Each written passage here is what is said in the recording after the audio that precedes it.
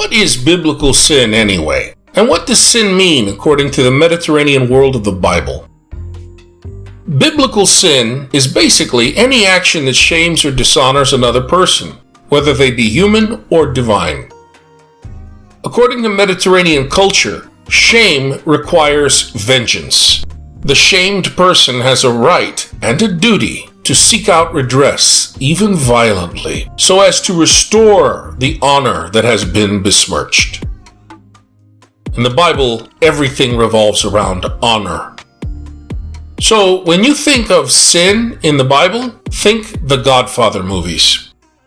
Think about Don Michael Corleone getting even. That's just how God is in the Bible when someone sins against him. The change agent Paul, however, reminds his Corinthian Israelite clients that the cultural world has been dramatically reshaped. Old things passed away, new things have come. Almost straining credulity, Paul insists that the God of Israel has worked this tremendous change. Human beings, read Israelites, who have sinned against God have dishonored God, shamed God. And God, kind of like Don Corleone, is justified in seeking out redress, that is, wrath, vengeance. Check out Leviticus chapter 26 for an example of how God seeks redress whenever Israel sins or dishonors God. But Paul has an interesting idea about Jesus, one which other New Testament authors wouldn't necessarily agree. According to Paul, through the God of Israel's decision, there now exists a relationship to God which normally derived only from sin. Sin being the condition of being a shameful Israelite who has dishonored God. According to Paul, Jesus takes on the responsibility of sinners. See, Paul thinks that through God's loving action in Jesus, by loving action in Jesus, I mean Middle Eastern love mixed with violence loving. In that, all Israelites receive cancellation of honor debt. That is to say, forgiveness of sin. Forgiveness for having shamed God and thereby become reconciled with God. According to Paul, looking at God through Mediterranean cultural lenses, God was so impressed by the Mediterranean hero Jesus that God waived God's right to vengeance. So great was the loyalty of the Mediterranean hero Jesus, and so wonderfully did Jesus honor God that it made up for Israel's many dishonors.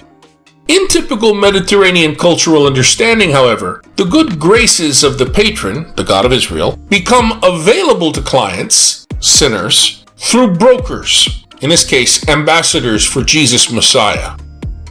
Ambassadors, like Paul, made the saving action of Jesus real and available to their contemporaries.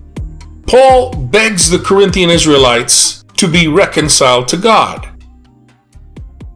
Just like throughout the following centuries, all such Christian ministers implored their contemporaries to become reconciled to God.